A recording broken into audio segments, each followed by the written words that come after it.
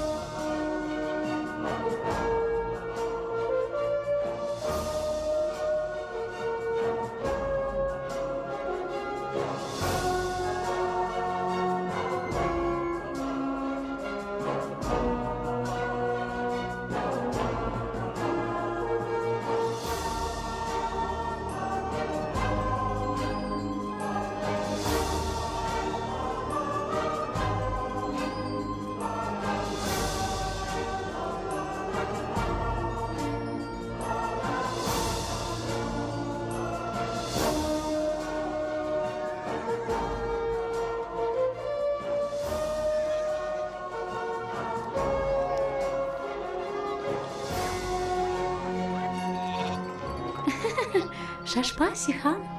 Эгер жөнү сатылып калса, акчанын баарын мен алам, макулбу? Албетте, сен бактың да. Бирок эмне аларымды билбейм. Мурда акчам болуп көргөн эмес да.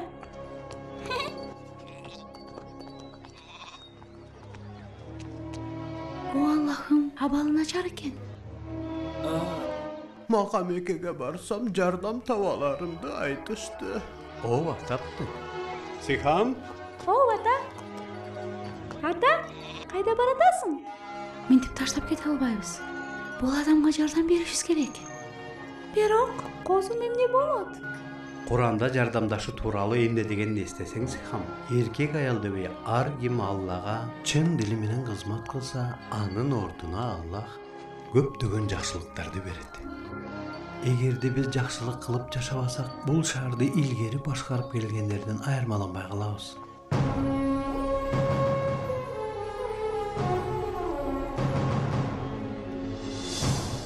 Билесиңби, Сихан, Мекке илгери башкача жер болчу. Кабанын айланасында жүздөгөн буттар бар болчу. Жана мен сыяктуу кедейлер үчүн абдан оор болгон кызым. Чоң рахмат сизге. Муну мага бер.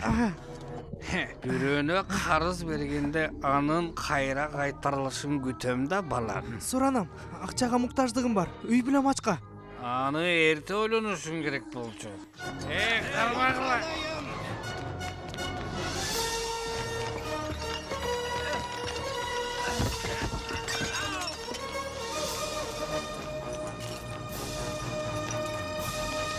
Меккеге кош келиңиздер. Өтө алыстан келгениңиздерди билем. Унутпаңла. Кудайларыбызга белек бечкек тартуулап жатканда абдан жомарттык кылгыла. Мына ошондо алар силерди колдошот. Эй, улуу жана ыйгычтар. Бардык нерсемди сага багыштадым. Senin milletin dua kulu emesi тазалык жүргүзүү сыяла. Unutma, ажырлык мезгили. Ар бир теңирчал тарап туруш керек. Эй Мекке, сен жакшылыктын жышаанысың, жана сенин солоолугуң жетилип, аңкыган гүлгө окшош. Мына төлөдүм, эми суроомо жооп бер. Biraz sabırda ol Suhayl. Hiç katan şaşma. Cevapların şaşılıp kandagan bolmayt.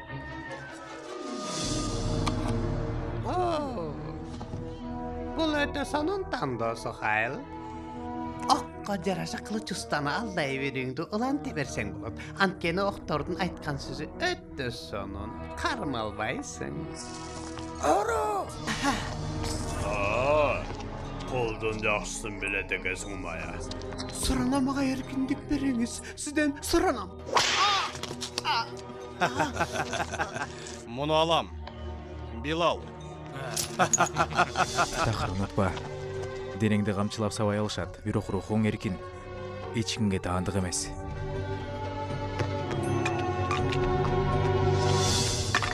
Sen kaççı jolumdan. Kayra ırgıt balam. Bирок unutpa. Eğer utulsan, menin kulum bolasın. Жоқ. Meniki bolasın.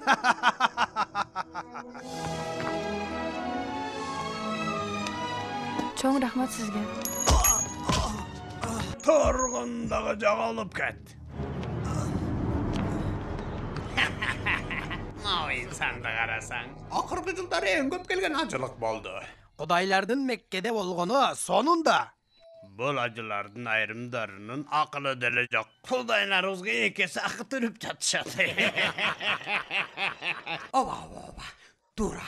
Бардық нәрсенің басын көтермесек кем ақылбыз. Бүт нәрсені. Андай болса Меккенің жомарттығы эмне болот я? Бұл ажылар өтө ıyык жерге ибадат кылууга келип жатышат. Мурда ибадат кылып келгендерге суубузду, башпан эгибизди дагы бергенибизге сыймыктан челек. Азыр болсо алардын ибадатынан киреше тапканыбызга мактанып жатабыз. Ондай нәрсені оғайын деген етім жоқ. Тынчтан Абу Жахил, Абу Талип Курайштын чоңдорунун бири. Ова, менин да bir туғаным. Бирок бул деген менин бул жерде отуруп анын негизсиз айыптоолоруну кушум керектигин билдирбейт. Эгер биз болбогонубузда ажылар суунун жоктугунан суусап уурашмак. Чыгымдарыбыздан 12 эсе киреше алууга акыбыз бар. Уруусу кааба иштери боюнча жоопкер болсо эле бизге акыл үйрөтөрүн ойлойт бекен. Мындан ары жол жобону өзгөртүшүбүз керек. Абайдасаңчы Абу Талип, өзгөрүүлөр кооптуу болушу мүмкүн. Бирок Абу Талип билбеген бир нерсе бар эле. Пайгамбарыбыз Азырет Мухаммад саллаллаху алейхи вассалам башкача айтканда өз колу менен багып чоңойткан бир туугандын баласы дүйнөнү акыретке алмаштырганы жаткан. Ошол маалда 40 жашта эле жалгыз калып дуа жана ой толгоо үчүн шаар тышындагы үңкүргө барып турчу. Меккеде болуп жаткан адилетсиздиктен, колчулуктан, аялдарга жасалган жаман мамиледен, ачкөздүүлүктөн, кумарлуу оюн зооктордон, жаңы төрөлгөн кыз балдардын тирүүлөй көмүлүшүнөн, Hazreti İbrahim, İsa, Musa aleyhisselamдар ишенген Аллахтан баш тартылып, тактай таштан жасалган буттарга сыйынуулуусунан абдан зейини кейип, жан дүйнөсү аңтарылчу. Азырда жылдагыдай эле үңкүргө барды. Кабилеттен айланасын нур каптады. Башын өйдө көтөрүп, периштелердин эң чоңу болгон Жабраил алейхисаламдын турганын көрдү. Пайгамбарыбыз саллаллаху алейхи вассаламдын тили байланып, сүйлөй алган жок. Оку, dedi периште. Пайгамбарыбыз саллаллаху алейхи вассалам, мен окуганды билбейм, dedi. Жабраил буйрукту 3 жолу кайталады. Бирок ар жолкусунда жооп бирдей болду. Андан соң Жабраил ага вахий кылды. Оку, жараткан Раббиңдин аты менен. İnsandı ал уйган кандан жаратты. Оку, сенин Раббиң абдан айкөл ызаттуу. Ал инсанга анын билбеген нерселерин үйрөттү. Андан соң Жабраил алейхисалам көздөн кайын болду. Пайгамбарыбыз саллаллаху алейхи вассалам коркуп калчылдап атты. Араңдан зорго үңкүрдөн чыгып, үйүн көздөй чуркады. Көргөндөрүнө ишенбей баратты. Тоодон түшүп баратып, Жабраилди кайра көрдү. Мухаммад, сен Алланын элчисисиң, мен болсо Жабраилмин, dedi. Пайгамбарыбыз саллаллаху алейхи вассалам алыстап кетүүгө аракет кылды. Бирок каяка бурулбасын, Жабраил ошол жерде эле жана сөзүн кайталап атты. Сен Алланын элчисисиң, мен болсо Жабраилмин. Периште көздөн кайын болгон соң Пайгамбарыбыз саллаллаху алейхи вассалам араң үйүнө кайтып келди. Титирегени токтогон жок. Жубайы Хадиче энебизге үстүн жабуусун суранды. Көргөн уккандарын баарын айтып берди. Акылынан айнып калгандыгынан же денеси жаман рухтардын башкаруусунда калгандыгынан коркконун айтты. Бирок Хадича энебиз Аллахтын ал сыяктуу ар дайым чындыкты сүйлөгөн, жакырларга жана муктаждарга жардам көрсөткөн кулун жаман рухтарга салып бере койбоорун айтып, андан соң Хадича дин алымы жана тууганы болгон Варака бин Нафардын үйүнө барып, болгондорду айтып берди. Сенин күйөөң Аллахтын пайгамбары. İnsanlar anın alıp kelgenlerine işenbey жатышат. Көптөгөн жалааларды жабышат. Жана да журтунан аны кыйнап кетиришет. Вараканын айткандарын уккан Хадича күйөөсүнүн айтып бергендеринин баарына ишенди. Ошентип, исламиятка алгачкы болуп ишенген киши Хадича энебиз болду. Андан кийин анын артынан башкалар ээрчишти. Muhammed'in жашыруун чогулуштары боюнча кээ бир сөздөрдү угуп атам. Койсоңчу, Абу Жахил. Бирок мен азырынча биле албаган бир нерселерди үйрөтүп атыптыр. Ал эмес баласы Зейд менен иниси Али дагы кошулуптур. Эмне болмок эле? Ал экөөнүн бөлөгө кедейлери менен кулдар. Жазаланыш керек. Эмне үчүн? Бөлөкчө нерселерди үйрөткөндүк үчүн. Мен ок. Эгер тарапташтары күчтүү болгондо жана айткандарды кооптуу болгондо аларды селдей эле каптап кетмек билердим. Бирок кыжалат болма. Бул деген Мухаммед Абу Жахил. Ал чынчыл жана ишенчиликтүү. Пайгамбарыбыз саллаллаху алейхи вассалам 3 жыл бою сабактарын жашыруун берип жүрдү. Анын куттуу сөздөрүн Сихан алгач ошондо укту. Муну кылганыбыз туурабы билбейм. Аны угушуңуз керек, апа. Эч нерсе болбойт эле. Бул ичкери киргиле. Бул түнү күндөгүдөн эл көп. Аман бол, Жафар.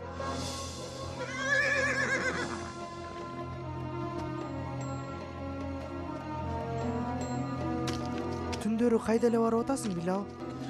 Аллахтын пайгамбарын укканы. Исламий жашоо таризин түздөн түз Аллахтын элчиси саллаллаху алейхи вассаламдын оозунан угуу болуп көрбөгөндөй бир сезмели. Ага түшкөн вахийлер жана Куран ошол убакка чейин бир сезип көрбөгөн эң сонун сөздөрдү камтычу. Бизге Меккедеги бүткүл буттардын алсыз экендигин үйрөттү жана айтты. Бир гана Кудай бар. Ибрахим, Муса жана Иса алейхисаламдардын Кудайы. Бүткүл барлыгыңар менен ага ыйман келтиришиңер керек. Аллах үчүн бай же кедей деген нерсе жок. Баары теңдир. Жакырлар кордолуп басмырланбоосу керек. Аларга жардам берилиши керек. Куран мындай дейт.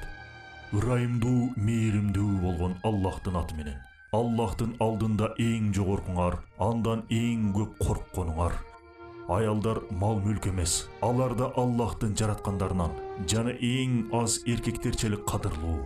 Аларга карата сыйкор болбогула. Дүйнөсүлөргө Аллахтын ыроосу, аны эң сонун түрдө баалагыла жана билип койгула. Ал силерге аманат. Унута көрбөгүлө. Ар бирөөң кылганыңардан улам жоопко тартыласыңар. Ал түнү ал жердегилердин көпчүлүгү мусулман болду. Ага байлангандыгыбызды күбөлүк келтирүүбүз менен көрсөттүк. Аллахтан башка Кудай жок. Мухаммед анын элчиси. Аллахтан бөлөк Кудай жок.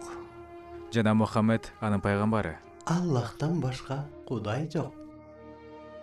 Жана Мухаммад анын пайгамбары. Буга ишене албайсың, досум. Бирок ал айтат, Аллахтын алдында бүткүл инсандар тең жаратылган деп. Мени дагы сөз салып барышың керек. Мухаммеддин айткандарын кооптуу деп табарыңды билем. Албетте кооптуу. Дароо токтотуш керек. Мухаммедти токтото албайсыңар. Не дедиң? Билал, бери кел. Сени камчылайт азыр. Денемди камчылай алышат, бирок рухумду эч качан. Макул. Рухуңду калтырдагы, бирок денеңди тез бери алып кел. Сен Мухаммед жөнүндө эмне билесиң? Пайгамбар экенин билем. Пайгамбарбы? Көрдүңбү? Жугуштуу оорудай тарап жатканын. Мунун үчүн Кудайлар сени жазалайт, Билал. Мухаммед айтат, силер сыйынган буттар алсыз деп. Алсызбы? Демек алсыз кул Кудайларыбыздын алсыз экендигин айта алат экен да, Бар кармага жооп бергиле.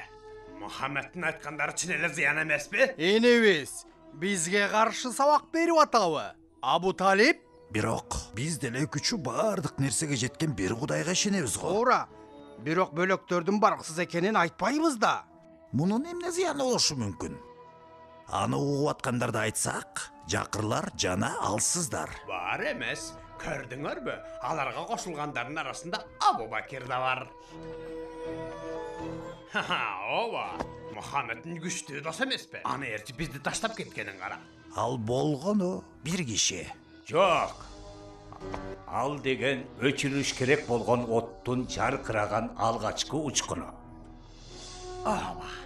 Эгер Мухаммадтын айткандары кабыл кылынып, кудайларыбыз жоготулса, мындан кийин ажылык деген нерсе болбойт. Эгер ажылык болбосо, анда бизден акырыбыз келет.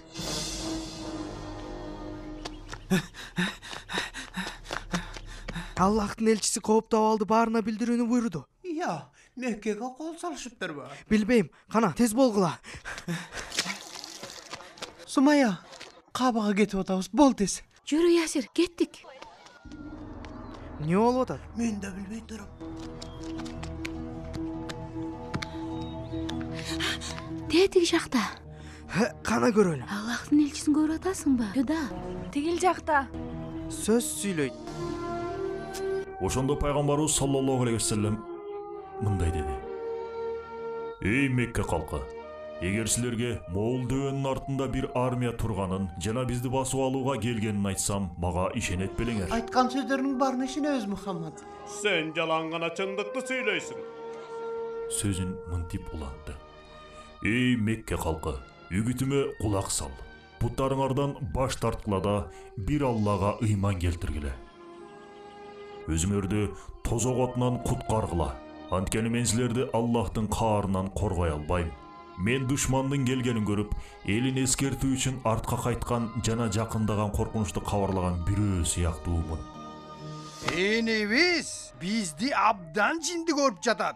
Токтоткон аны Абу Талип. Каргыш эле болсун сага Мухаммад. Бизди ушул үчүн чогулттуңбу? Мужиза. Керемет эмес бекен. Бул адамга ишенип атасыңбы сен? Ооба. Ар бир сөзүнө. Төбөдөн түшүп баратат.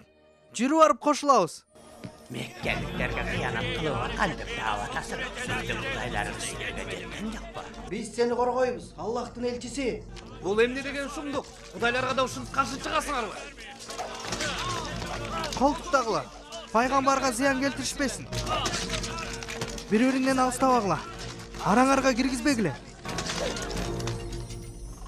Мындай кыла албайсың, Билал. Эгер Аллахтын элчиси үгүтүн ачык жарыялап атса, мага да аны жашырып кереги жок.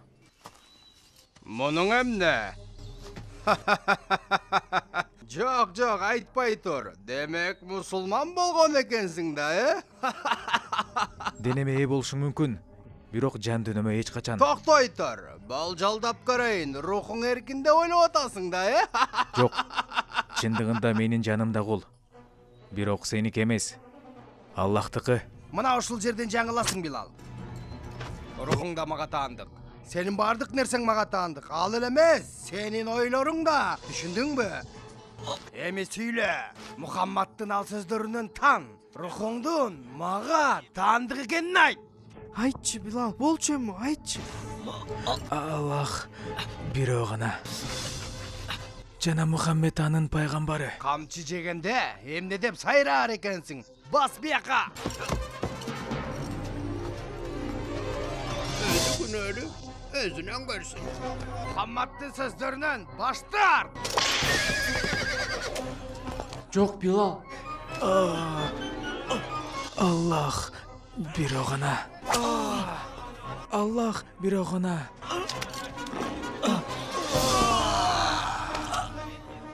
Эгер рухуң менин кулум экенин айтсаң, анда ушул ташты дароо алдырам.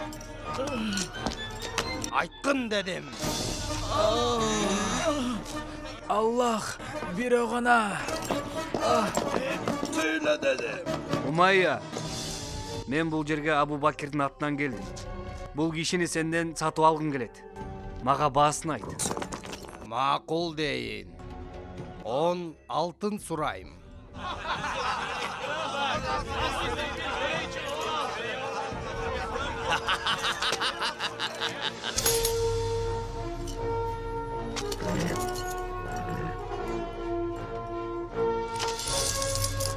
Кым деп ойлап атасыңбы, Кайтканыңда Абу Бакирге айтып кой. Моғул жарабаган макулукту 3 алтынга араң сатмакмын. Бул инсан үчүн 100 алтын берүүгө даяр болчу.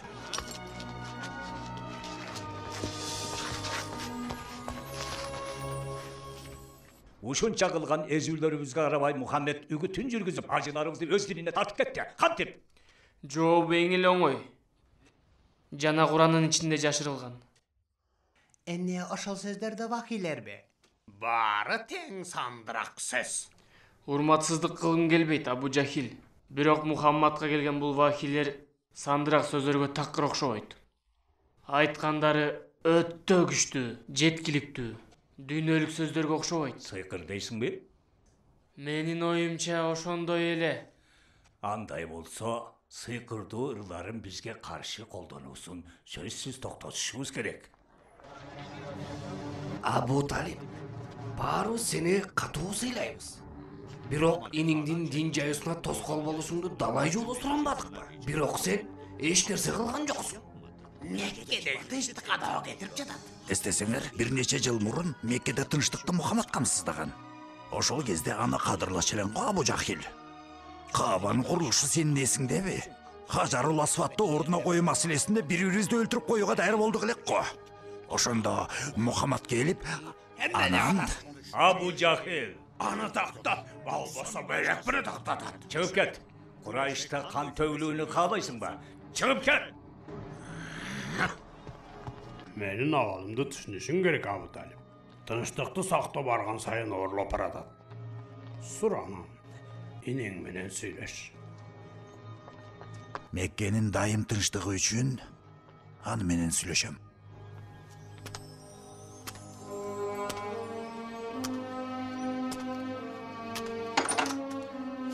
Мухаммад, ичкери кирип эшикти жап. Отур, суранам, отур. Эй, бир тууганымдын уулу, Курайш сенин диниңди жайыңды токтотумду суранып жатат. Эгер антпесең, коркконум, мен сени коргой албайм. Мен улугайып калган кишими, Мухаммад. Алар менен күрөшө албайм. Алар мени кошуналарым, уруулаштарым. Себеби алардын бардыгы тең биз тааныган инсандар. Же болбосо жайып жаткан диниң өмүрүбүздү курмандыкка чалганга чейин маанилүүбү? Эй Мухаммад, шаарда канды төгүлүшүнө арзыйбы? Сүйүктүү иним, Меккенин тынчтыгы үчүн диниңди жаюуну токтот. Абу Талиптин айткандары пайгамбарыбыз саллаллаху алейхи вассаламдын катуу капалануусуна себепкер болду. Бирок жообу бул болду. Аллах күбө. Оң колума күндү, сол колума айды беришсе да, кылып аткан иштеримен баш тартпайм. Же Аллахтын аты жеңип чыгат, же мен ушул жолдо жүрүп жок болом.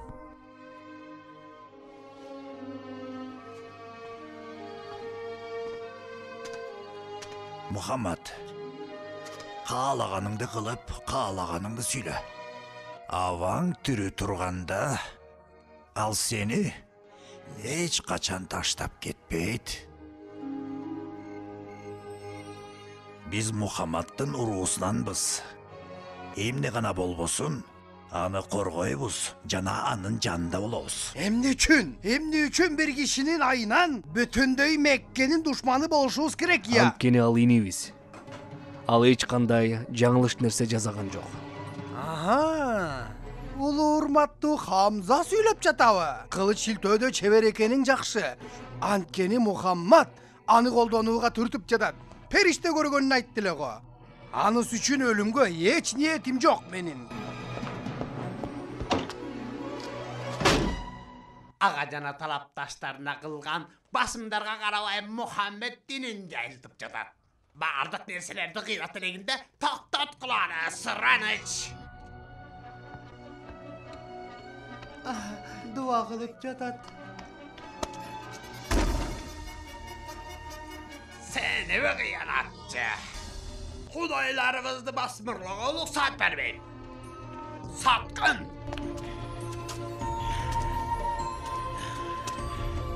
Буга кантип таап атасың?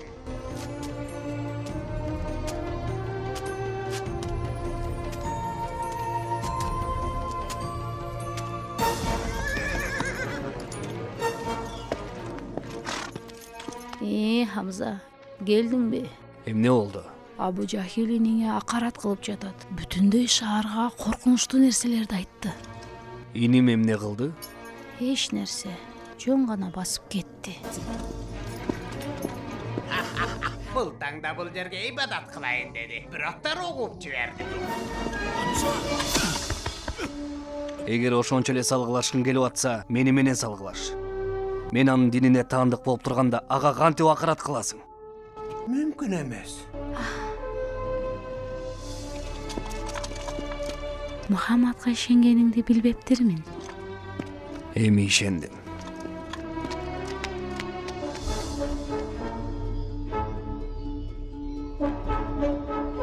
Эми кылчуңарды кыла бергиле. Айткандарың туура экенин билем иним. Муну айткан ар бир сөзүңдү сезем. Андыктан күбөлүк келтирем. Аллахтан бөлөк Кудай жок. Жана сен анын пайгамбарысың.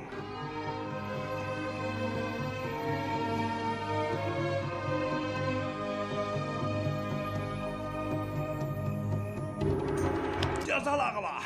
Бул тарапта.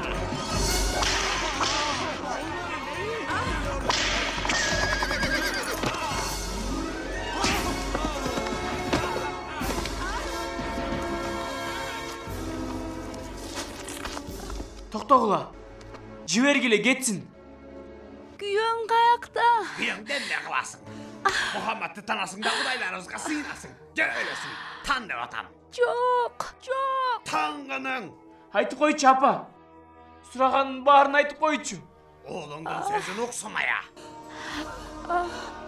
Мага чыныңды айтчы, Амар. Тирүү калыш үчүн Аллах менен пайгамбарыңан кечет белең. Мен дагы кеч алмак эмесмин. Мен да кеч албайм уулум. Аллах бирөө гана. Мухаммад анын пайгамбары.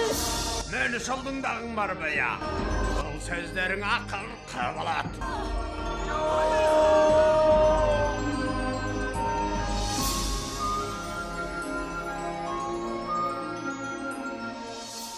Алар исламдын биринчи шейиттери болушту. Сумая, Ясир. Аллага шүгүр, Амар тирүү. Деги абалы кандай? Жаман эмес. Пайгамбар анын азабын жеңилдетүү үчүн колунан келгенин кылып атат. Биз үчүн да кыжаалат болуп атат. Ал күчү барлардын бардыгын Эфиопияга кетүүсүн айтты. Эфиопиягабы? Ал жерди христиан падыша башкарат. Жакшы киши. Ал жерде жашашыбызга уруксат бериши мүмкүн. Кетчү топко бакчы болушумду суранышты. Күчтүү эркектердин жардамы керек болуп атат. Жана Малик, бизге сарсана болбо.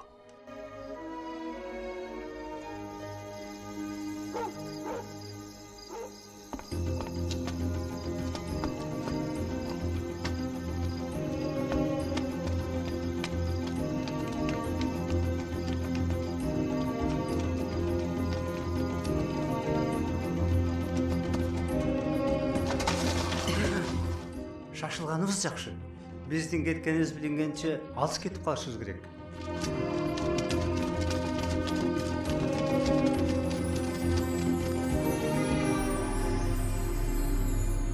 Эчак Эфиопияга кетишсе керек.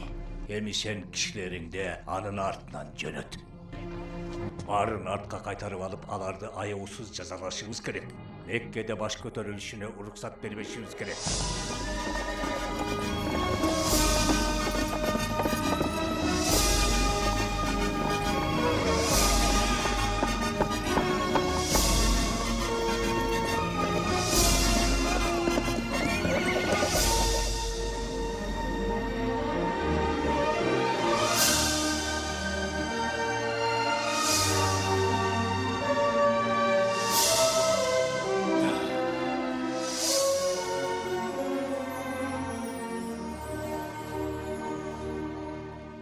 Ал, эң кымбат калем мына ушул.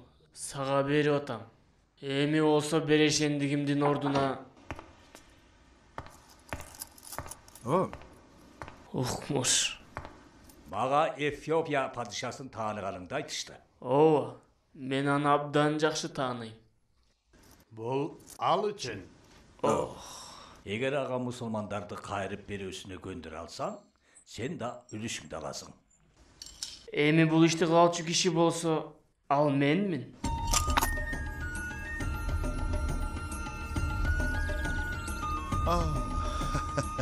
Сени кайрадан көрүү сонун, Амир. Бул белектердин баардыгы сиз үчүн, урматтуум. Жоомарттыгың дастанга айланган, Амир. Мындан да көөнө татыктуусуз. Шаарыңардан бул жака көчүп келген инсандарга кызыгып атканыңды уктум. Алар качкындар. Шаарыбызда башаламандык чыгарышты. Аны бул жерден дагы кылышат. Аларды силердин алуубуз менен силерге жакшылык кылгыбыз келет. Тынчтыкты сүйгөн инсандарга окшоп турушат. Бул мага жетиштүү. Бирок жаңы дин чыгарып жиберишти. Булар бөлөк диндерди жоготууну максат кылып жатышат. Буга кандай дейсиңер? Урматтуу падышам. Падышанын алдында ийил. Биз Аллахтан бөлөк эч кимдин алдында ийилбейбиз, мырзам. Көрдүңүз, урматтуу падышам. Ээн баштык башталды. Бул мен үчүн маанилүү эмес. Мага караганда Аллахка болгон сый-урматына көбүрөөк көңүл буруп атышат, эгер билсең. Сени угуп атам. Жакынкы эле мезгилде, урматтуу падыша, караңгылык ичинде жашаган эле эл болчубуз. Анан Аллах арабыздан ата тегин жана тазалыгын биз билген бирөөнү жөнөттү. Ал бир гана Аллага ишенүүбүздү жана туураны гана сүйлөшүүбүздү буйруду. Ата-энелерибизди сүйүп урматташыбызды, жакындарга жардам берүүбүздү, муктаждарды коргошубузду суранды. Бул дүйнө жашоосунун кыска экенин жана тегерегибиздеги бардык нерсенин Аллахтын бизге берген аманаттар экенин үйрөттү. Жер жүзүнө, денелерибизге бул аманаттарды сыйлаш керек экен. Анткени сурак күнү келгенде Аллахтын алдында кылган нерселер үчүн жооп беребиз. Үйрөткөн нерселер, Амир. Азирети салып келген сүйүнчүлөргө окшош экен. Жок, Азиретти падышам. Алар эч качан силердин диниңерди сыйлашпайт. Анан айтышат. Иса Аллахтын уулу эмес, болгону катардагы эле бир инсан деп. Азирети Иса тууралуу пайгамбарыбызга түшкөн Куран мындай дейт: Мариям уулу Иса Аллахтын элчиси гана. Жана да Мариямга салган анын сөзү жана андан келген рух. Биздин ишеничибиз менен силердин ишеничиңер жарыктын могул эки нуру сымал өзүнчө. Бирок экөө тең бир булактан келүүдө. Аллах күбө, алдыма тоодой алтын үйсө да силерди кайрып бербейм. Бул жерде кала аласыңар. Сен болсо, Амир, белектериңди ал, Меккеге жөнөй бер.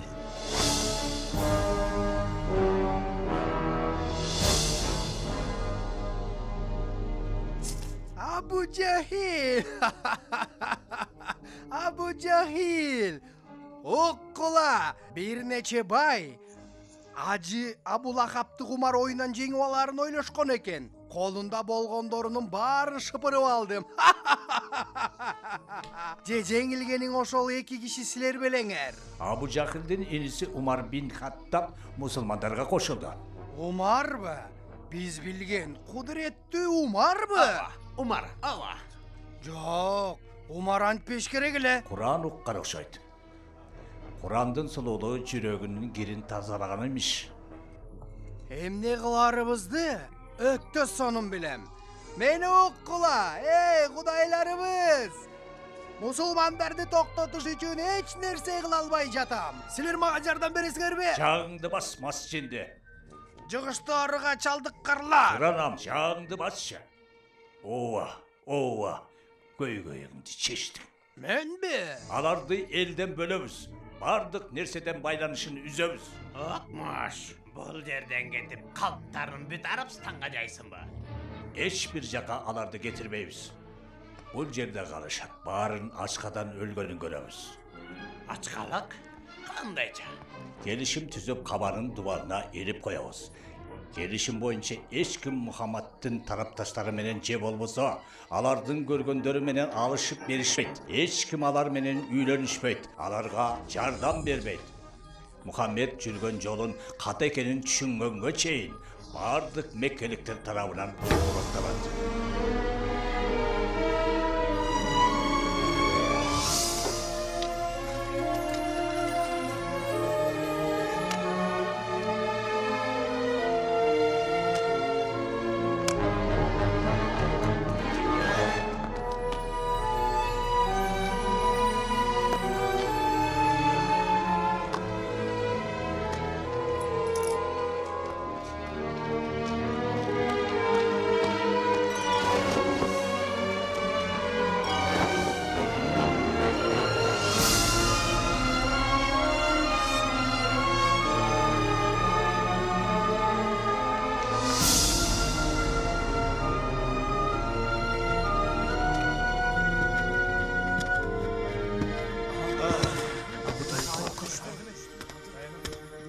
Çok rahmat Muhammed. Musulmandardын жами элден байланышы үзүлдү. Көпчүлүк үйлөрүндө калуудан коркту. Тирүү калуу үчүн жакын жердеги дөөгө баш калкалашты.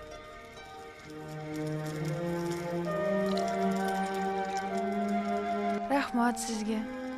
Сен мага таарынба, тамак ушунча эле. Курсагым абдан ачты, апа. Билем жаным, билем.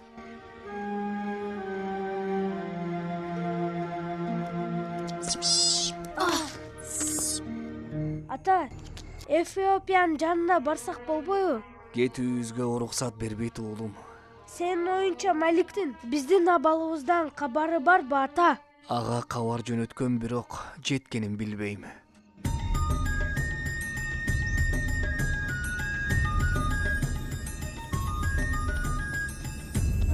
Азыр кете албайсың, Малик.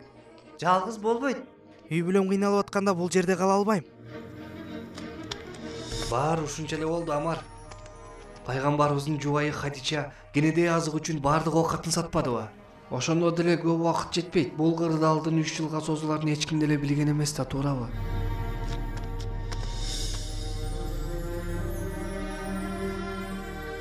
Алдан тайдыңыз Аллахтын элчиси. Ислам боюнча сабырдуулук жана токтоолук кылыш керек экенин билем. Бирок ошентсе да улам эле тамак ашыңызды башкаларга бере албайбыз.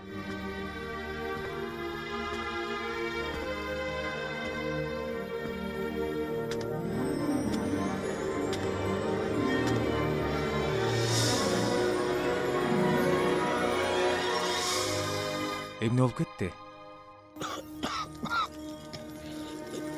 Muhammed'e aytkıla. Kurayışqa bildirösün, özüm barıp jetkizem. Акыбалыңыз жакшы эмес. Жок, шүгүр, мен жакшы элемин.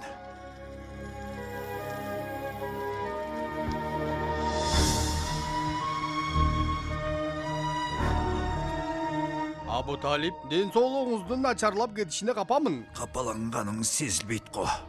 Мен өлсөм, кеңештин башына сен өтөсүң. Мына ошондо Мухаммад менен сүйлөшүү жүргүзүңөр оңоюраак болбойбу? Ооба, туура айтасың. Андай болсо, азыр айтарым, сени сүйүнүшүм мүмкүн. Мухаммад өзүнө түшкөн бир вахийди мага билдирди. Эгер ал вахий туура чыкпаса, ага кандай мамиле кылсаңар өзүңөр билесиңер. Бирок эгер туура чыкса, бардык мусулмандарга колдонгон чектөөлөрүңөрдү токтотосуңар. Кандайча? Бул деген мындай. Баарыңар кол коюп, Каабанын дубалына илген келишимңерди курттар жеп койду. Болгону ал жерде Аллахтын аты менен деген жери гана жабыркап калган эмес.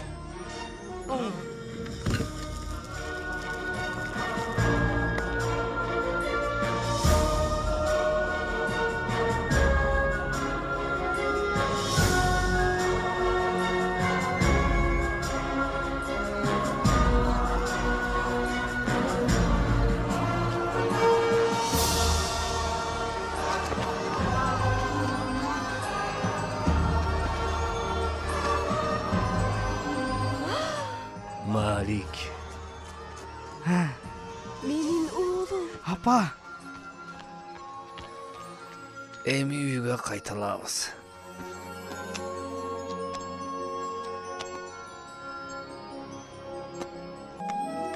Кырдаал бир аз жеңилдеп калган. Кыска убакытка тынчтык орноду. Оо, сонун көрүнөт экен. Рахмат Желиле. Малик, Желиле, тез кел. Пайгамбардын жубайы ооруп атат. Хадичабы? Жок, жок. Дароо жөнө Желиле.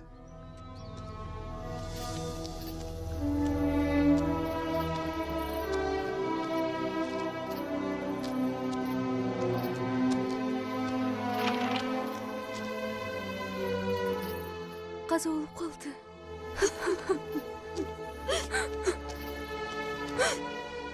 Жыйырма 5 жыл бою өмүрлөрүн тең бөлүшүп жашашты. Пайгамбарыбыз саллаллаху алейхи вассаламдын балдарынын эмеси. Анын пайгамбарлыгына алгач ыйман келтирген ал болчу, досу болчу.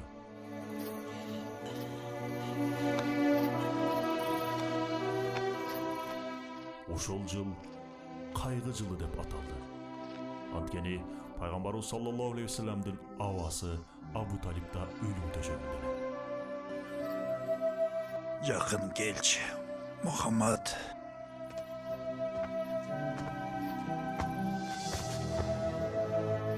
Өлелегімде Құрайышты менден сұранышы бар. Алардын диніне кийлікшпөң бойынша сенден уада алуымды сұранышты. Бизге каршы сүйлөбөсөң, биз да сүйлөбөйбүз. Жана кылган айыптоолорубузду артка алабыз. Пайгамбарыбыз саллаллаху алейхи вассалам бул келишимди кабыл алганын айтты. Октоңбу? Ооба, эми бүттү. Анан кошумчалады. Мунун ордуна силерден бир эле нерсе сурайм. Эгер берсеңер, Арабстан менен Иран толугу менен силердики болот. Сүйлө. Мени менен бирге Алла бир экенине күбөлүк келтиргиле. Жана бардык буттарды таңгыла. Мүмкүн эмес нерсени айтты. Ой, инем. Бала кезіңде сені маға алғаш алып келішкенде сенің өте өзгөчө экениңди түшүнгөм. Сен ошондойсуң. Ооба, ошондойсуң.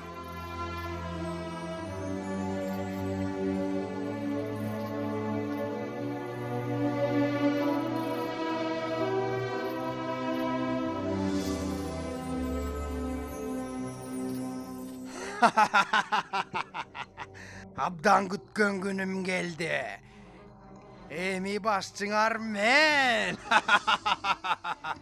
Өзүңдү ошондой сезе тур. Эмне? Кааласаң өзүңдү падыша жарыялап ал. Бирок мен жолума тура көрбө. Эми биринчи көйгөйдү чечели, макулбу? Мусулмандарбы? Жок. Мухаммед.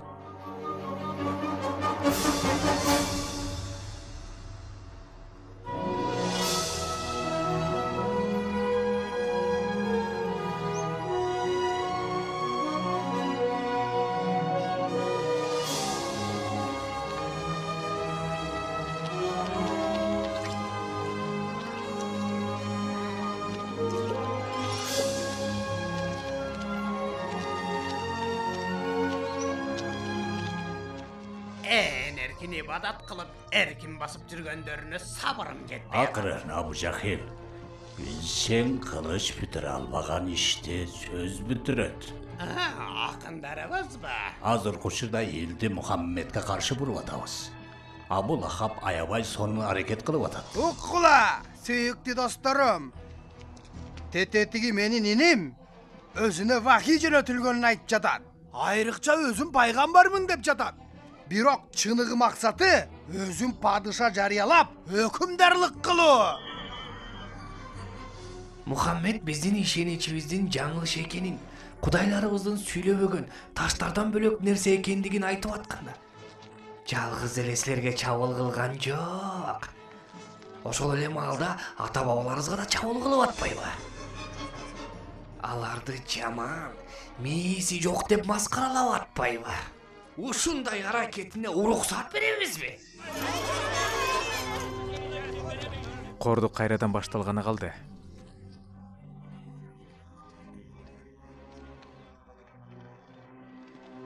Сиз Билалсыз да, Ооба, бирок сизди... Атым Мере. Өткөн жылы 12 киши менен пайгамбарды укканга келгенбиз.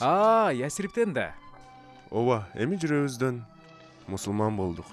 Уктуңузбу? Ясирипте 12 мусулман бар экен. Жок, жүздөп бар. Пайгамбар сөзсүз түрдө Ясирипке келиши керек. Ага муктаждыгыбыз бар.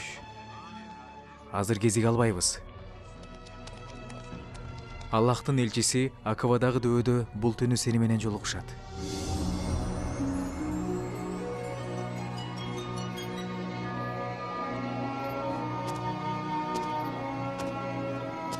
Эй Аллахтын элчиси, суранам.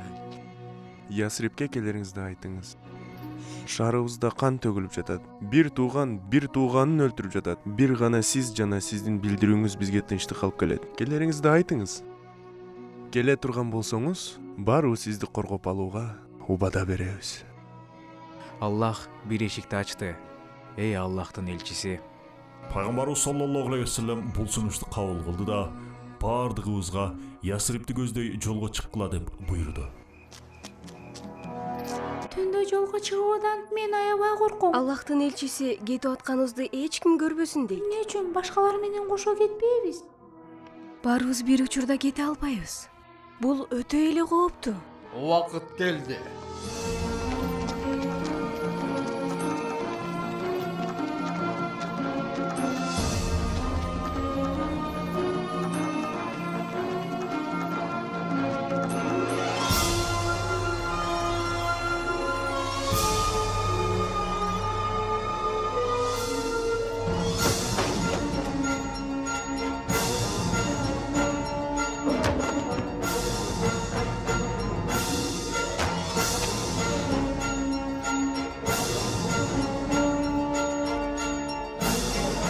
Бардык мусулмандар кетишиптир, бирок Мухаммед артта калгандарды коргоо үчүн калыптыр.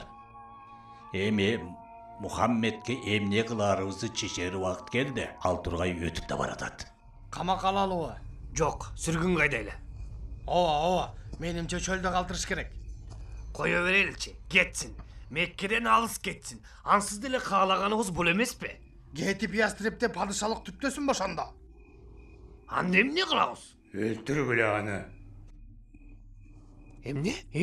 Бирок аны өлтүрсөк Мухаммадтын урулаштары жана колдоочулары бизге кол салышпайбы? Аны ким өлтүрөт эми? Бир киши болсо шартпы.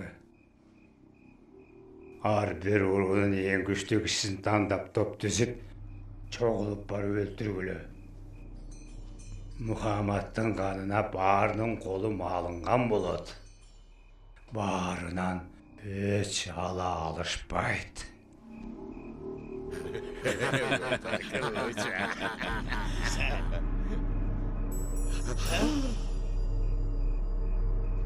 Пайгамбарыбыз саллаллаху алейхи вассалам өзүнө каршы даярдалган пландан кабардар болчу. Ал түнү абасынын уулу Азирети Алиге өзүнүн ордуна жатуусун айтты.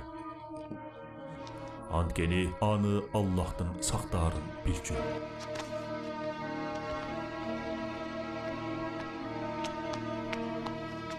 Ошол жерде качан кирип барабыз? Кирбейбиз. Багымда намаз үчүн үйдөн чыкканын күтөбүз. Мына ошондо. Пайгамбарыбыз саллаллаху алейхи вассалам түнү бою намазы менен ибадатын улантты. Ошол маалда башкезерлер Аллахтын мужизасы менен уктап калышты.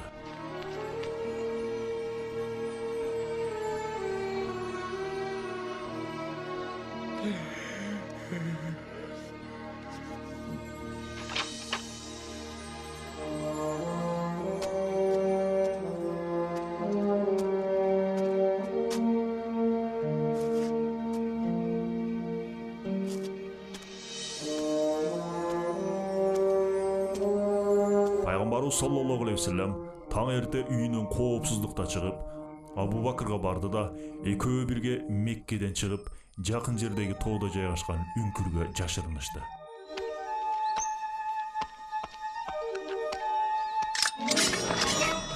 Muhammed'ti kütüp atasыңarбы? Ana bir neçe saat murda şahardan çıkkanın görgön. Bul mümkün emes.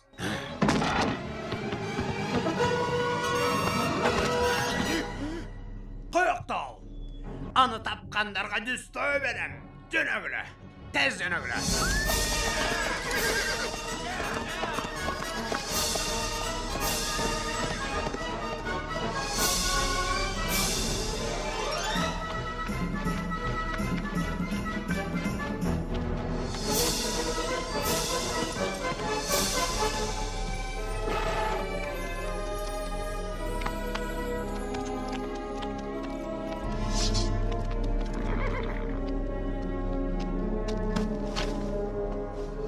Jogol karakçı, jogol çatırımdan. Ekinci jogol bul jaka. Men saga.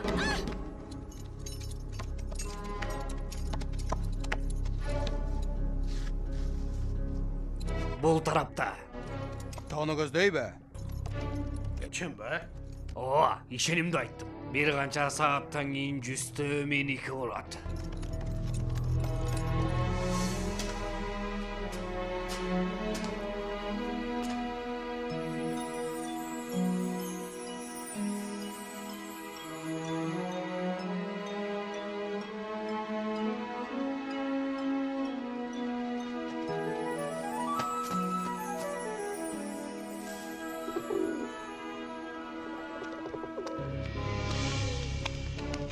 Ушул жерде би? Тетиги жерде. Мау желени бузбай, кушту учурбай кантип кире алышмаган эй, акмак макко бас жары.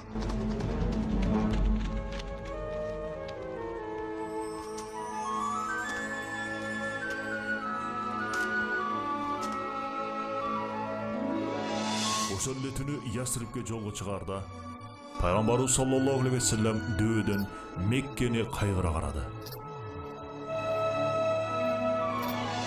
Бул жер ал үчүн эскерүүлөргө толгон шаар эле. Балдары ушул жерде төрөлгөн. Жубайы ушул жерде каза болгон. Мындай деди: "Дүйнөдөгү мен үчүн эң сүйкүмдүү жер сенсиң. Эң жакын жер сенсиң. Эгер калкым мени мажбур кылбаганда, мен сенден кетмек эмесмин."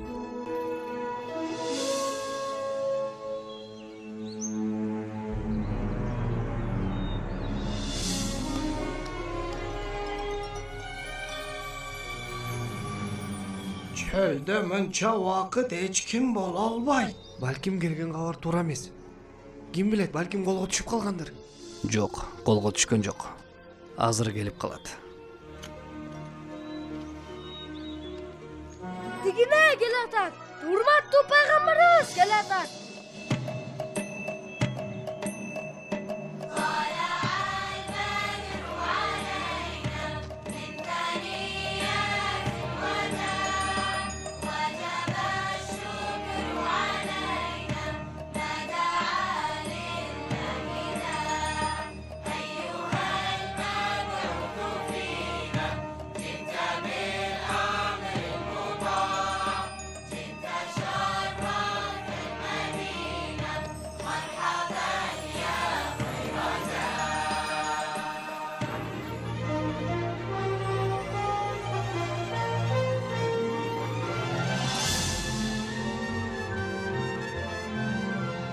Биринчи жолу коркпостон ибадат кыла алчу болдук.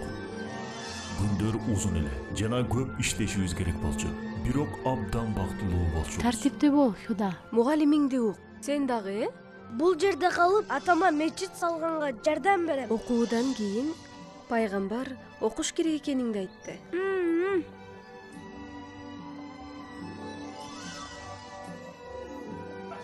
Кандайсыз, ата? Жакшы балам. Ата, сизге жардам берейинби? Биринчи окуу. Жана ал элине жакшылык кылды. Ай азама, эң жакшы. Эми мечитке барсам болобу? Албетте, Хади. Жана элине жакшы. Жакшылык. Жакшылыкта болду. Балдарымдын мугалимине. Ай, бул абдан сонун экен.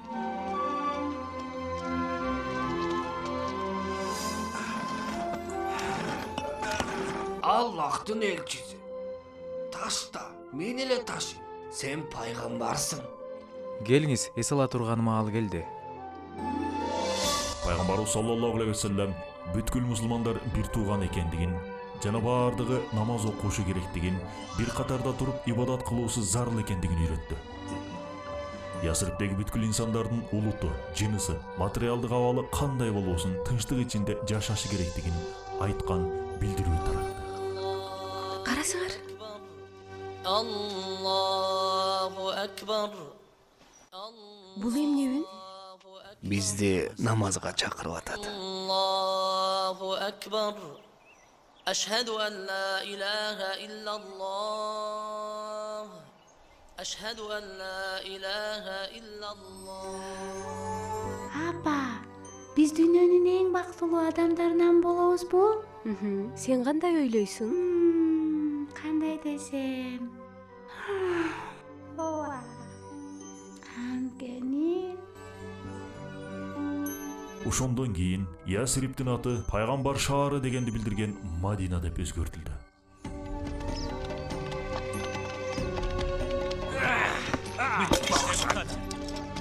Мусулмандардын таштап кеткен оокатынын баарын олжолодук.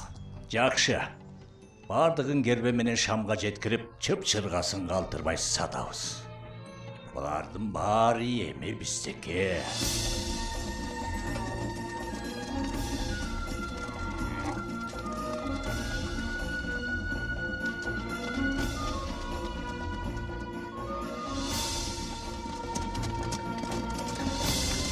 Бүт оокатыбызды алып коюшуптур. Шамга алып барып саткан соң Мекеге толгон алтын менен кайтышат экен. Биз менен соода кылууга алигиче уруксат беришпейт. Ачкылыктан өлүп атабыз. Аллахтын элчиси, күч колдонууну жек көрөрүңдү билем, бирок Мындан улам пайгамбарыбыз саллаллаху алейхи вассалам мындай деди. Ал жерге барып, кербенди табабыз да бизге таандыгын кайрып алабыз. Мухаммед кербенди басып алуу үчүн Мадинадан 300 киши менен жолго чыкты. Дароо Мекеге жөнө. Мал мүлктөрдү коргоо үчүн армия жөнөтүүлөрүн айт.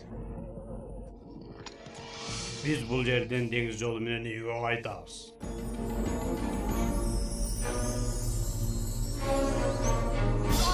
Армиябыз эртең менен жолго чыгат. Сен менин ордума согушка катышасың. Катышпайм. Ордума согушсаң, карызыңан кутулдуң деп эсептейм. Эгер катышпасаң, сени ошол жерден өлтүрөм. Бирок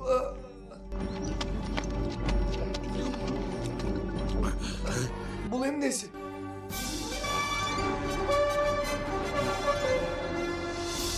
Мына ушундай.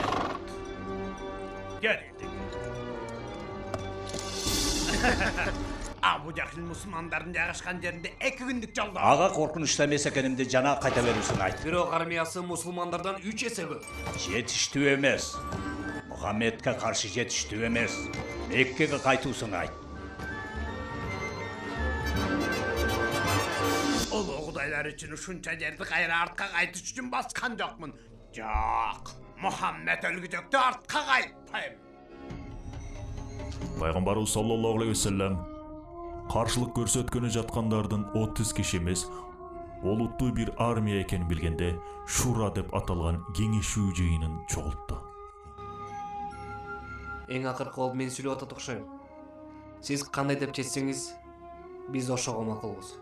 Мындан улам пайгамбарыбыз саллаллаху алейхи вассалам чогулгандарга мындай деди: Жүрөктөрүңөр ыйманга толгон боюнча жөнөгүлө. Анткени Алла мага же кербенди кайтарып аларыбызды, же согуш майданында жеңишке жетээрибизди убадалады.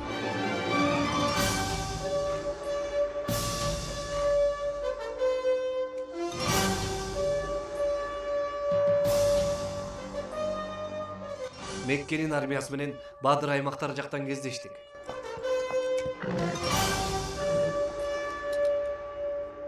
Куралдарымды тез даярда. жанымдан чыкпа. Эң негизгиси Билалды тез арада таап алып кел. Согуш адаттагыдай 3төн жүп кишинин жекеге-жеке салгылашуусу менен башталды. Азырети Хамза кылычын сууруп, 2 кишини жанына чакырды. Али!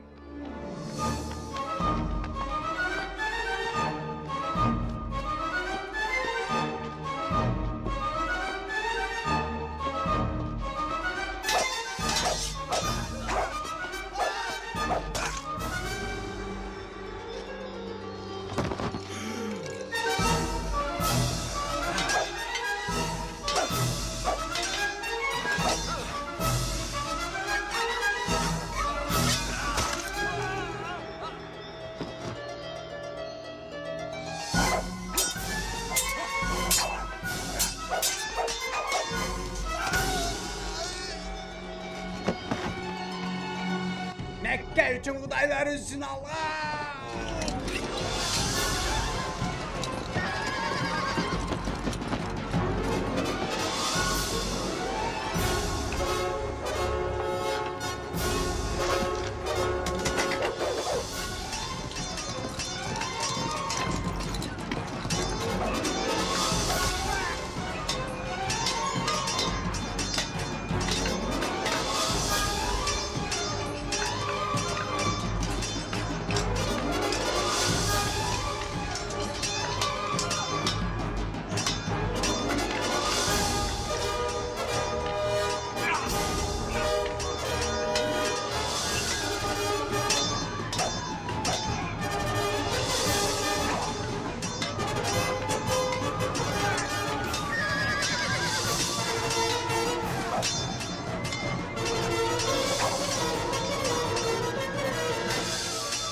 Арстандар сыяктуу согушуп атышат.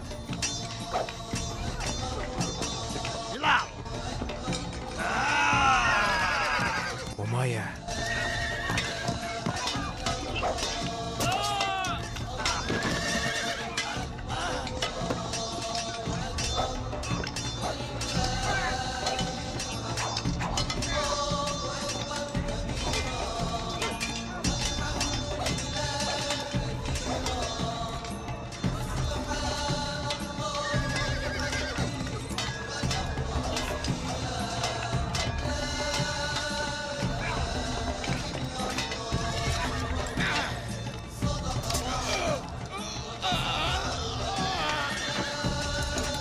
Артқа чегінеміз. Kaçıyor atışat.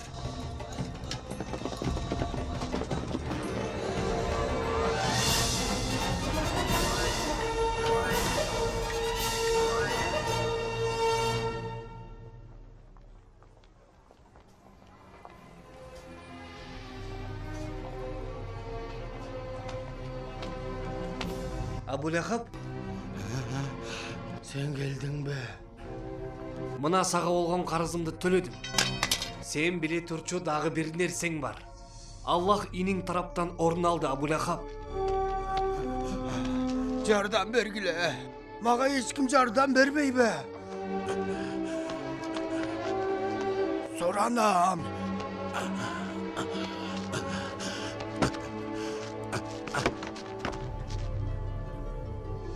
Эси жок. Келерсе, артка кайт деп айткамын. Эмемки де. Кеп мында эмес. Биз мүмкүнчүлүктү жоготтук. Эми өздөрүн Аллах колдоп жатат деп ишене баштадык. Ишенип коймага. Эми аларды жеңүү мүмкүн болбойт. Ал болгону инсан. Жок, инсан сенсиң. Андай киши бир эле жолу келет. Буга Кудайлар күбө. Акыркы алтыныма чейин аны менен согушам. Курал жана ат сатып алабыз. Эми Мухаммедке кимдин күчтүү экенин көрсөтөбүз. Мекке алар 3000ден ашуун аскери куруп алышып, бул жака келе атышыптыр. Биз болсо 700 гана адамбыз.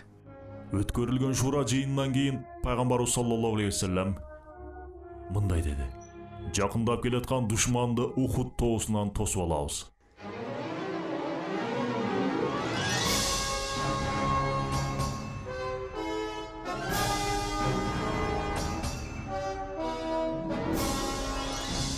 Биз даярбыз, Аллахтын элчиси. пайгамбарыбыз саллаллаху алейхи вассалам жеңсек дагы, жеңилсек дагы дөбөдөн кетпешибизди буйрду. Душмандын арттан кол салуусуна уруксат бербейсиңер.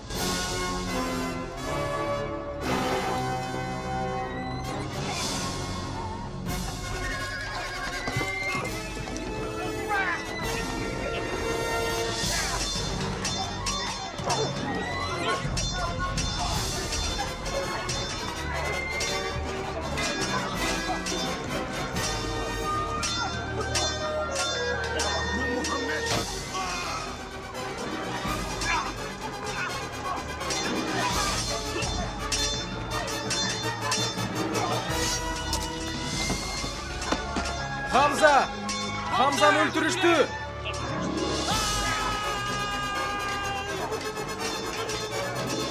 Mekkelikler артка чегинип атышат. Biz başka emne kılmak elek. Soğuş kıla. Soğuş kıla. Токтогула! Артка кайтып согуш кыла! Saçırayı başlaştı. Артка чегинишибиз керек болуп калды. Жоқ, қой отыр. Қарасаң. Каяка баратасыңар? Соғышуға. Пайгамбарыбыз айткан бул жерден жылбагыла деп. Душман качып атат го. Артынан колагыла. Токтогула! Токтогула! Эми кеттик.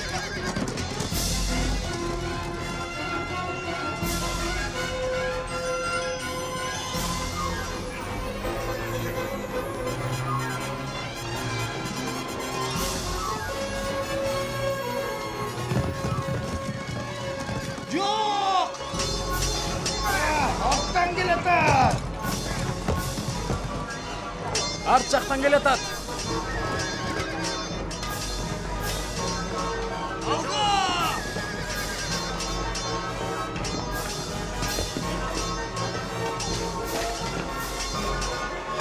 Авайла!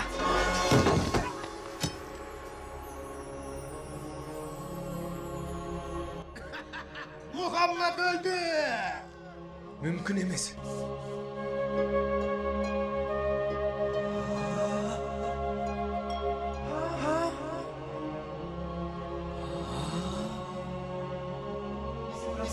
Аллахтын элчиси. Коргоого алгыла. Дүбөгө жеткиргиле. Артка чегинели. Бардык нерсе тескери кетти. Muhammed öldü. Кулаганын өз көзүм менен көрдүм. Meni okula. Bugün Badır'dın öçün aldık. Bugün bizden kodaylarımız jengdi. Şehitlerimiz beyişke, ölgöndөрүбүз болсо тозокко кетишти. Muhammed ölgün son. Kağlaganın argayışını vergile. Muhammed diri! Muhammed diri! Muhammed diri! Anda bilip koysun. Bugün ölgün ağır bir askerimiz için silerden 4'ten askerilerdi öldürdük. Muhammed Rübü. Бул согушту Меккенин жеңери айкын болчу. Алдагыларыңды ташта дагы сыртка чык, Абу Суфиян. Бизди бул жерге алып келген сенсиң. Мухаммед тирүү. Эмне болмагыла? Хамза баш болуп 70 кишинен айрылды. Келбейсиңби эми? Куттуктоолорубузга кошулбайсың. Мухаммед. Ай, Мухаммед тирүү турганда бул жерде сүйүнүп, жеңдик деп кантип айтып турасыңар? Мухаммед тирүү. Анда келиштик. Эми бул согушту айтсак, мусулмандар менен меккеликтердин ортосунда эмес, бүткүл Арабстан Мухаммедке каршы турганга чейин бүткүл уруулардын башчылары согушууга ант беришти. Мухаммед тирүү деген алардын кыйкырыктарынын ордуна Мухаммед өлдү деген угулат. İslam'dın işi bitti. Hiçbirisi dagı aman kalbaydı. Muhammed'den kutuluu üçün kolumdan gelgendi kılam. 10 ming mi? Bizden 2 есе көп. Ал эмес 4 есе көп армияларды жеңгенбиз. Allah, 10 ming? Alardan alыс турунун айласы жок. Баары бир кайрадан кол салышат. Сиз эмне дейсиз, Аллахтын элчиси? Biz İran'da Açandardın çabuğundan korgonu üçün tegerete çoğ ange kazıp korgonçubuz.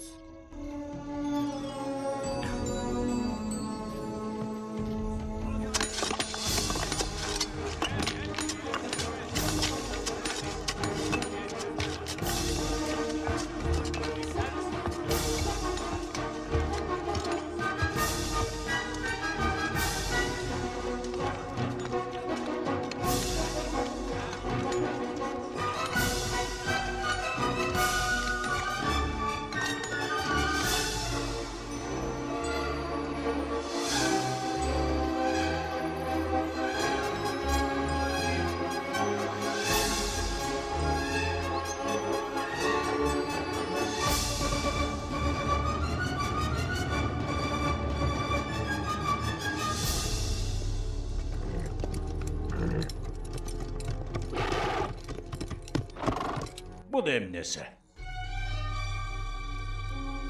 Арабстанда мындай нерсени биринчи көрүшүм. Кантип казышкан? Күтүп туруш керек. Эң тар жерди таап, кишилерди ошол жерден өткөргүлө. Азыр.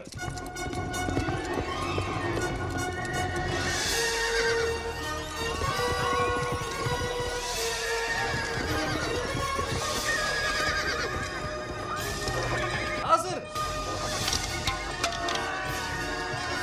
Аракетти уланткыла. Мырзам, bir жагынан өтүүгө аракет кылгыла, экинчи жагынан аңгекти толтургула.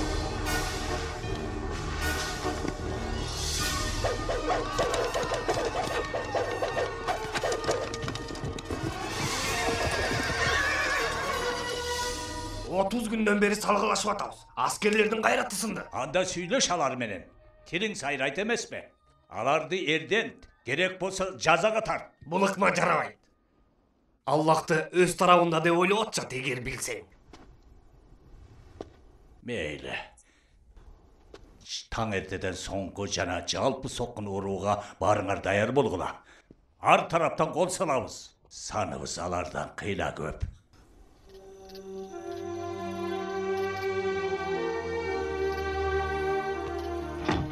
Аллахтын уруксаты менен өтө аз аскер гана аңгектен өтө алат. Шаарга жеткирбей иштерин бүтүрөбүз. Эгерде шаарга жетпей калсак, анда Буларды терезеден үстүлөрүнө ыргытабыз да, Ооба. О, байым. Аябай коркуп атам. Коркпо. Эгер өлсөк бейиште бирге болобуз.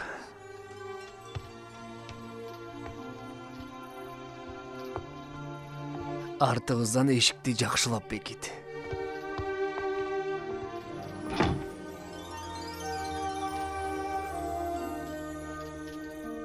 Ey Kudaylarım, эми силердин күчүңөрдү көрсөтө турган күн келди. Пайгамбарыбыз саллаллаху алейхи вассалам да ушул эле маалда дуа кылып атты. О, Куранды жөнөткөн жана сурак күнүнүн ээси болгон Раббим. Мухаммедти коргогон ал күч эмне болсо да алсыздандыр. Булардын биримдигин бузгуладагы чогулган армиясын чачырат. Жана бул мусулмандарга күчүңөр эң кудуреттүү экенин акыркы жолу жана айкын түрдө далилдегиле. Булардын биримдигин бузгуладагы чогулган армиясын чачыраткыла.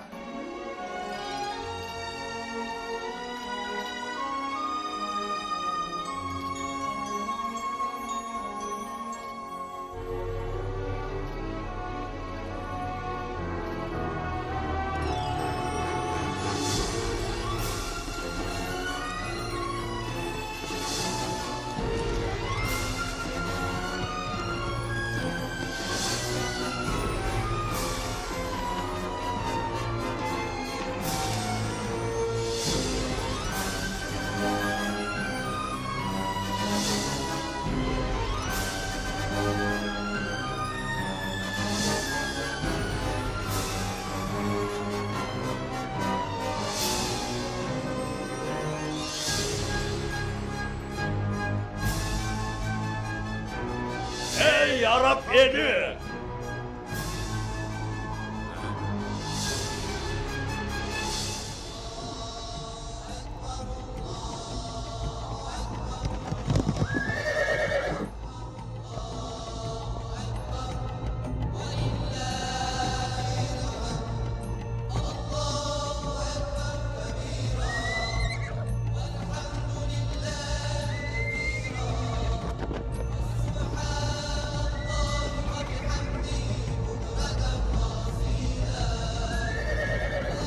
Her kim ordunda kalsın. Birazdan giyin tarap gider. Ordunlardan cılmakla.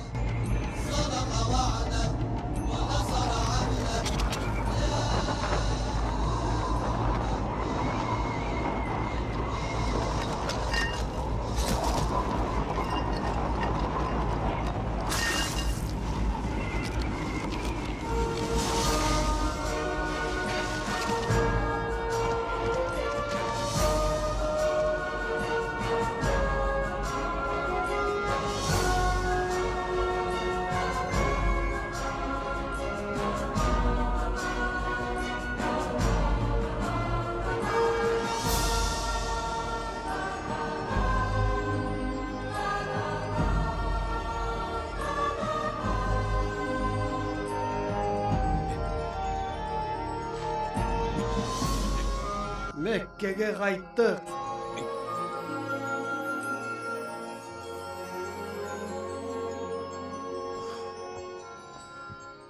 Аллах бизди куткарды.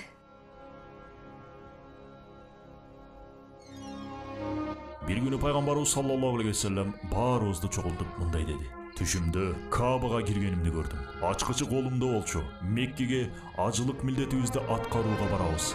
Ыйык Каабада ибадат кылабыз.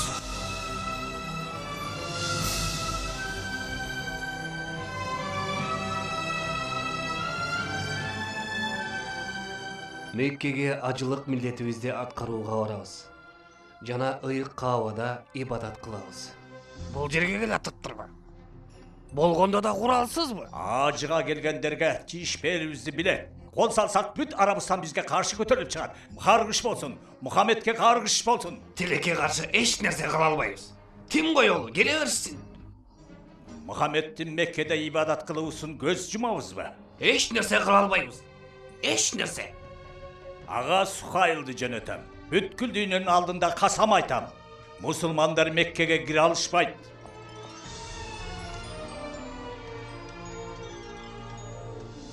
Бир тынчтык келишимин сунуштайбыз сизге. Келишимдин шарттары мындай. Бирөөңө да кол салбоого убада беребиз.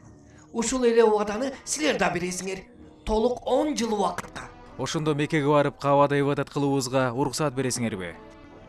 Сөзсүз түрдө. Бирок эмнеге жылдан баштап? Эмне? Меккеге кирбей артка кайтабызбы? Бирок эмдиги жыл киребиз. Эми 10 жыл бою жыл сайын Меккеге кире алабыз. Туура, бирок жылына болгону 3 күн. Демек 10 жыл бою тынчтык болот экен да. 10 жыл бою. Ооба. Исламдын чакырыгы 10 жылдан кийин өтө алыстарга жетет.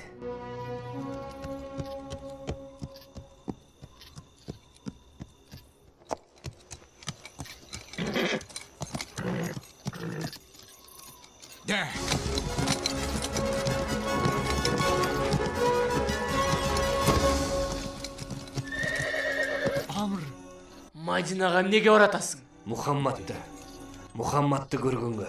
Эмнеге баратасың? Айтсаң, эмнеге? Албетте, мусулман болууга. Аны өлтүрөт деп ойлогом. Сен да аны жактап атасыңбы? Дагы канчага чейин танабыз.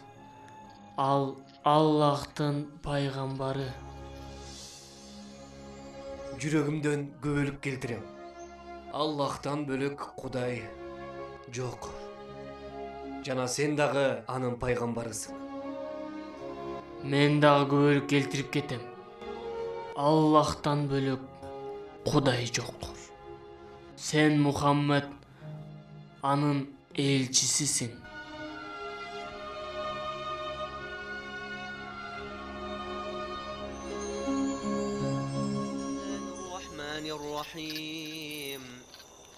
آمن الرسول بما أنزل إليه من ربه والمؤمنون كل آمن بالله وملائكته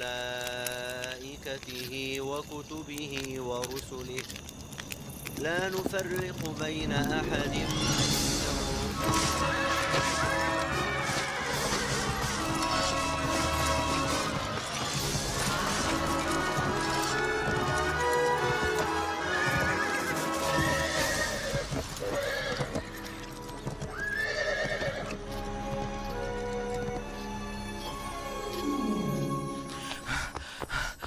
Көп сандагы мусулман өлтүрүлдү. Келишимди бузушту. Бул окуядан улам пайгамбарыбыз саллаллаху алейхи вассалам чечим кабыл алды. Меккеге кайтуунун убагы келген эле. Куп болот, Аллахтын элчиси.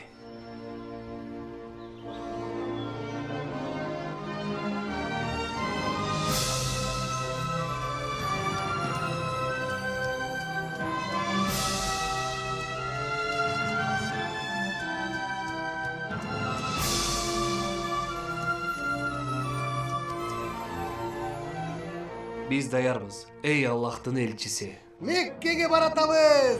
Меккеге баратабыз! Меккеге баратабыз! Эми мусулмандар 10.000 кишилик армиясы бар. Эң мыкты аскер башчыларыбыз эми алардын катарында.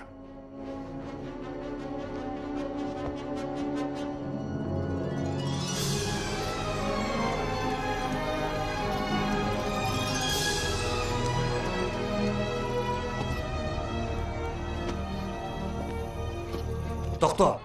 Мен бул жерге Мухаммед менен жолукканы келдим. Колдоруңду көрсөт. Бол. Ага ушундай жагдайда кол салганым келе соолук. Мурда кылып эле келгенсиң.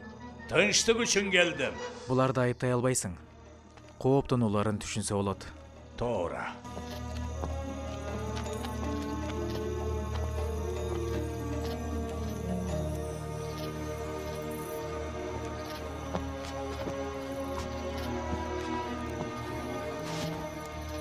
Bizdi geçirgine. Zombuluk kıldık, adaletsizlik muamele kıldık.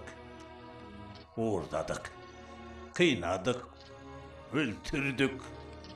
Bundan keyin karşılık görsetmeybiz. Görsete albaybiz dağı. Пайгамбарыбыз саллаллаху алейхи вассалам ага мындай деди. Эч ким өлтүрүлбөйт. Адилетсиз жерден мекенинен айдалбайт. Мекке исламдын руху менен курчалат. Мен de ошондой болоруна күмөнүм жок. Эми мен да күбөлүк келтиришим керек. Аллахтан башка эч бир Кудай жок. Bir sen Muhammed. Anın пайгамбарысың. Шарды даярдашым керек. Силерге кылган ошончо жамандыгыма карабай Мухаммед тирүү экенине кубанычтамын.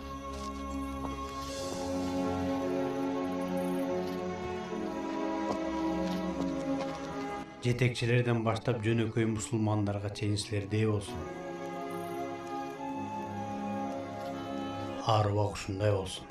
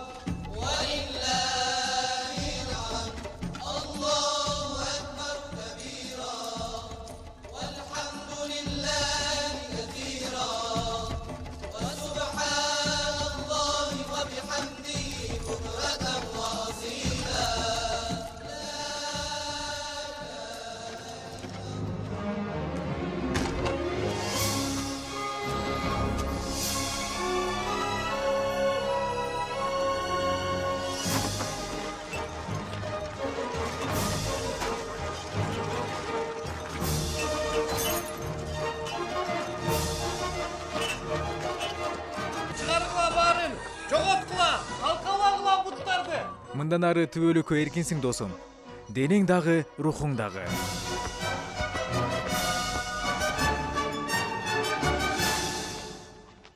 Allahu Ekber. Allahu Ekber. Allahu Ekber. Sonunda uyağımıza geldik. Allah'a şükürler olsun.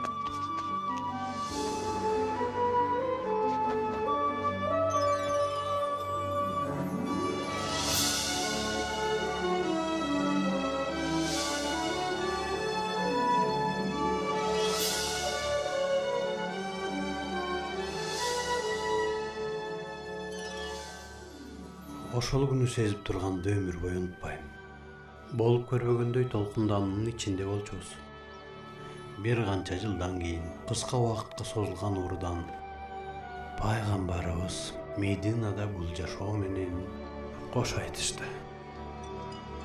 63 жашта эле. Ар дайым жөнөкөйлүктө жана кичпейликте өмүр сүрдү. Колунда болгондордун баарын жакырларга таратты. Мен Мухаммадты көрө алганымда, үнүн уга алганымда гана аттың. Ооба. Бирок Аллахтын сөзү эч качан унутулбайт. Сиз эми мындан ары кайга барасыз? Билбей турам. Мен билем. Бул жерде калып, Меккеде иштесеңиз болот. Колуңуздан эмне иш келет? Ай, сонун экен. Силердикиндей току аспабым бар болчу, бирок жоголду.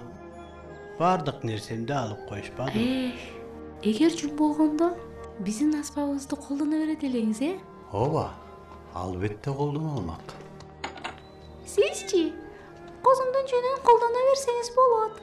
Жок, болбойт. Ал силердики да. Андай эмес, эми сиздики болуп калды. Жүрүңүз, козуну чогуу базарга алып барабыз.